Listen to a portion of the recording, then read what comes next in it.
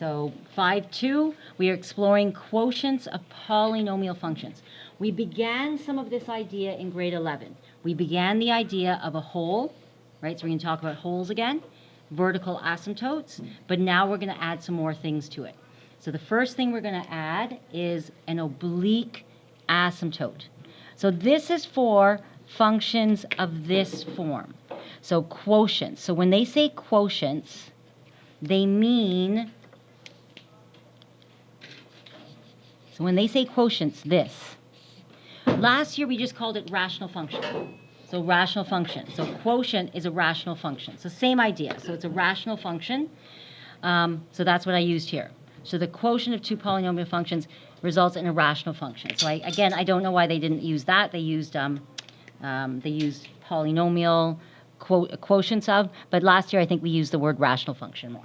Okay, so rational, which means, and we did this year as well. I thought we used it as well. So they went on this title saying quotients, which is a rational function. So something on the top and the bottom, x is on the bottom, right? So we did that, rational, yes.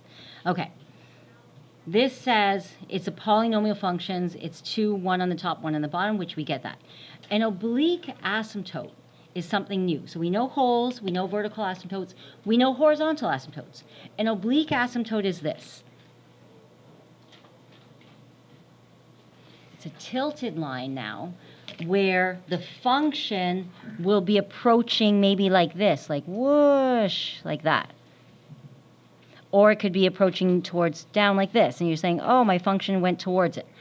So that's like where you're saying, okay, it's flying off into space, and it's following this trajectory. And the trajectory is not necessarily going to be horizontal or vertical. It's flying off at this pathway. So it's following kind of this dashed line. So that is an oblique asymptote. And it's of the form, oh, we've seen this before, y equals mx plus b. It's a line. So this here is a y equals mx plus b, and we'll fill in the values, right? So for example, 2x, etc., right? So that's my line. Isn't that beautiful? So that's what an oblique asymptote is. Are there other types? Yes. It could fly off and go off into a parabolic arc, right? We're not going to get into that. Most we're going to do is horizontal, vertical, and then oblique. Okay? Horizontal, vertical, and oblique. That's all we're doing. So it's saying it's following and it's going off onto this pattern and it's following that dashed line. And the dashed line is given by an equation. We'll find that equation. Okay. Breaks or discontinuities in a rational function occur when the function is undefined. We already know that. These are undefined when the denominator is equal to 0. We already know this, right? We've got this already before. So when you take that denominator and set it equal to 0, we are going to get different things. So the values should be restricted. So yes, we know that. We would say x does not equal this or that. We know it's called an infinite discontinuity if it's a vertical asymptote. And we know it's a hole if it's a point discontinuity. So our discontinuities come from the denominator equaling 0. We know this. Denominator equals 0, that's going to give me vertical asymptotes and holes. If it's a vertical asymptote, we call it an infinite discontinuity because it's approaching infinity, either up or down. Infinite discontinuity. If it's a hole, it's a point discontinuity. It's just poked out of the graph. Think of it that way. Okay? And then we're not going to discuss any of the jumps or stuff like that, right? So at this point for our rational function, we're discussing these guys and these. The end behavior of many rational functions can be determined by a horizontal asymptote. So this is horizontal or oblique are the end behaviors of the graph. So we'll use HA and OA to represent horizontal and oblique. That's what's happening at the end parts of the graph. So if I give you a graph and I say, okay, here's a graph, and it does, okay, there's stuff, and then, oh, look, it's plateauing here. There can be a horizontal asymptote approaching here, but stuff happening in the middle. The horizontal or oblique asymptote, it's what's happening at the end behavior of the graph. We talked about that before, end behavior.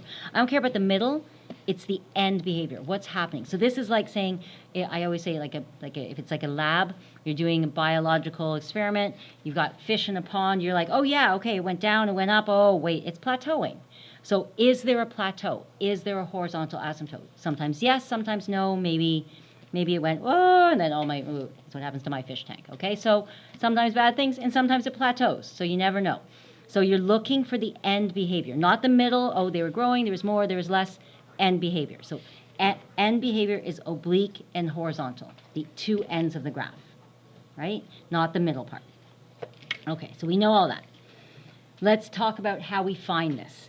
A hole always occurs when there's a 0 over 0. How do I know when there's a 0 over 0 at a point? There's a factor. So again, we're going to always factor. Yes, we're going to do all types of factoring. So we will be using synthetic, polynomial, all our types of factoring again. This one I gave you a nice easy one. So if I was going to solve this one, I would just say, okay, the top would be x minus 2, x plus 2 over x minus 2. I would cancel these guys out, and I would be like, oh, I know, right? So my answer is x plus 2. But what do I know when I cancel it? I know that there's a hole at x equals negative, at 2. Sorry, I was reading above here, at where I canceled it. My hole is at 2. Wherever you canceled it, that's where my hole is. So I get my hole from the factors here. Does that make sense? So my hole is the factor at the top and the bottom. I cancel it out, and that's where my hole is. Okay. Vertical asymptote. Vertical asymptote is, for instance, this, where I look at the denominator and say, oh, I cannot cancel it, so I would say my vertical asymptote is when x equals 3. So I solve that for 0, which is going to be x minus 3 equals 0. You can skip that step and go right to x equals 3. Okay, so my vertical asymptote. So I know holes, I know vertical asymptotes. Horizontal asymptote. So now let's discuss how to find. We've been drawing horizontal asymptotes. I want to discuss how to find out if there is a horizontal asymptote or if there isn't. There are 4 cases. So there's 4 cases. We're going to go through them right here. So moving up. Is that okay if it's too far? All the way here. Okay. For horizontal asymptote, it's either same degree, so that's this one. So I'll tell you what that means in a second. Higher degree in the denominator or higher degree in the numerator, or the last one is if it's higher by 1, only 1. So that goes into oblique. So there's these 4 cases. So for any rational function, right? You know when I give you a rational function, you have x's on the top and the bottom. Every scenario is either going to have, so if I give you this, is the degree higher on the top numerator or denominator? Denominator, right? Does that make sense? So when I'm saying degree, I'm talking about how many x's. The degree is higher in the denominator than the numerator. Does that make sense? Okay. What if I gave you x3, 4 plus 5, 2x? Higher in the numerator or denominator? Higher in the numerator by how much? 1. Okay. What if I gave you this? Why is it 1? This is, 2, by 2. By 2. Higher by 2. Thank you. Higher by 2. I meant to do 1. I didn't write it. Higher by 2. This one, same. Right? Pause for a sec.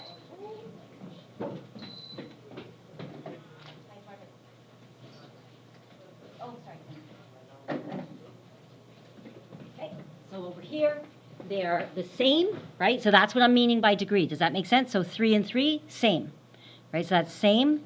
And then my last one was going to be, what if I gave you, and then what would be down here? Negative 7x squared, 1 higher. Does that make sense? So this is 1 higher, 1 higher.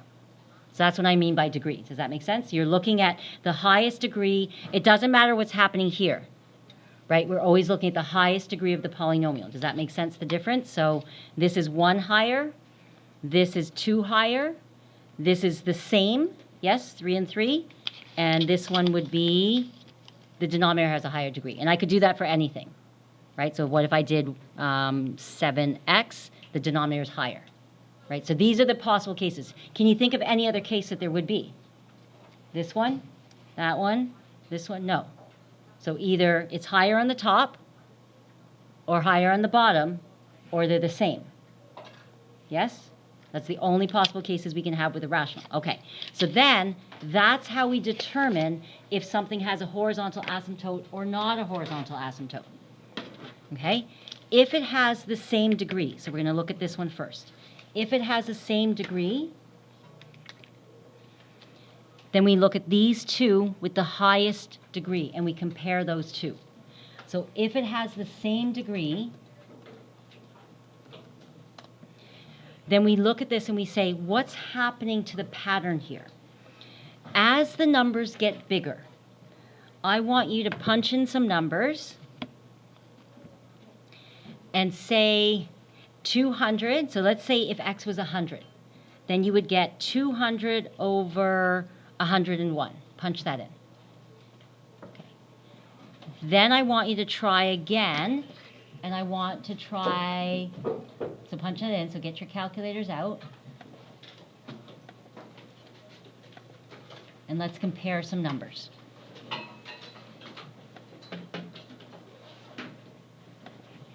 Okay. Then I want to try 200. So we're putting in 200. Oh, I'll use blue.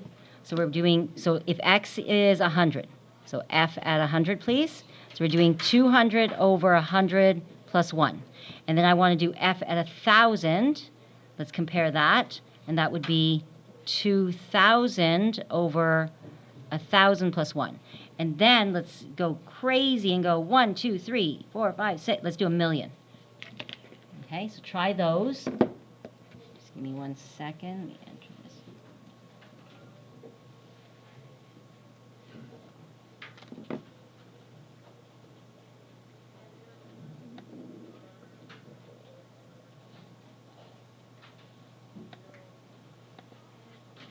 Okay, what do you see that's happening?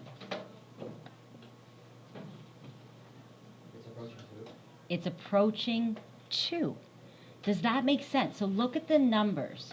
So when you look at the numbers, you go, what's the most important numbers here? The 2001. Does this plus 1 matter? So when I go 2 million, 1, 2, 3, 4, 5, 6, over 1 million, 1, 2, 3, 4, 5, 6, plus 1. Does that 1 matter? Not really. I mean, you're very sweet and everything, but you're really not significant in this question. So this extra number, so that's why I'm saying look at the highest degrees. The numbers with the highest degrees are really the ones that are pulling the function. So when you put in the bigger numbers, and remember, we're talking about the ends of the graph. So end behavior means on the very ends of the graph. So at the very two ends of the graph, and this works for both positive and negative numbers. So if I did negative 1,000,000 to negative, it would still work the same way. I just use the positive because it's easier to look at. But look, those are going to count. It's going to be 2 to 1. So what we do is we look at the two coefficients. We look at the coefficient of the 2, of the x, and the coefficient of the 1, of the x, which is 1. So 2 and 1. So you know that this graph is going to plateau to be 2 when the numbers get bigger. It's going to even out to be, because this is going to be insignificant. Does that work for anything? So yeah, so if I gave you 2x cubed plus 4x squared minus 7 over 5x cubed minus 11, what do you think is going to happen?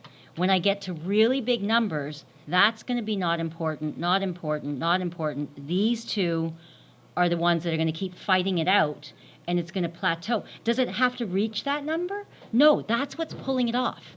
This is what's making it an asymptote. So it's going to approach 2/5, right? So I'm going to have a dotted line at 2/5, and it's going to get closer to it, but it'll never reach it because these guys keep pulling it off. It's a little bit off of 2/5, right? So see how when we're doing this, it's not reaching 2 because I have plus 1 there.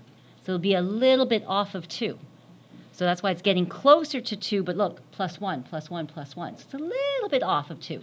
Close, but that's why it's making it an asymptote, not equal to. Because look, plus 1, little bit off, little bit off, little bit off. Okay? So the easiest way, there's two ways to look at this. Hey, ECI, don't forget to stop by the haunted hallway across the band room at lunch. Tickets will be $2. Enter if you dare. So there's two ways to look at this. I find it the easiest way is to look at how big the numbers get. So when you look at that pattern, does that make sense? You go, that's not significant. These two are going to keep fighting it out, and my asymptote is going to end up being at 2. And I know it doesn't equal 2 because of the plus 1. It's a little off, a little off, a little off 2, but it's pretty much going to plateau to be 2 on both sides. So you can try that with negative numbers. So if you don't believe me, try it with negative a million. Negative without, it'll work out still to be negative 2, negative 1, which cancels out to be 2. Okay, so it works with negative or positive, and it works out to plateau. Does that make sense? Okay, so that's for this one. So this is same degree. So we look at the coefficients. So look at the coefficients.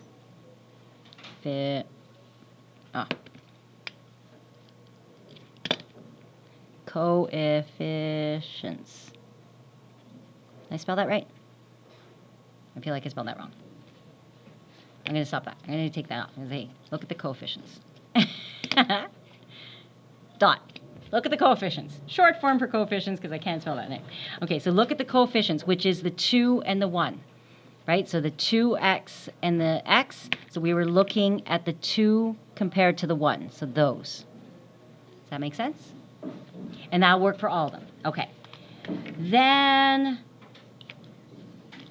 give me 1 more minute, 2 more minutes. Here, what happens if it's higher in the denominator? What's going to happen? So again, try some numbers. Think of this in your head. If I give you 1,000,000, or say, try 1,000. 3,000 minus 4, so we go 3,000 minus 4 over 2 times 1,000 squared. Okay, and then try it again with 1,000,000. 3,000,000, 6 zeros, and 1, 2, 3, 4, 5, 6 squared.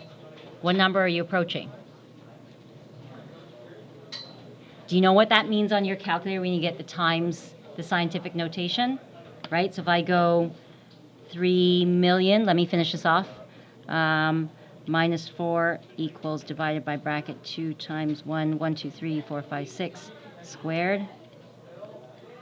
That on your calculator means it's scientific notation, so times 10 to the negative 6. Move this 6 to the left. This will approach 0. So whenever it's bigger on the bottom, it'll always approach 0, no matter the coefficients. Just another reminder, don't forget Okay? to stop by the haunted hallway across the band. We'll continue that. Tickets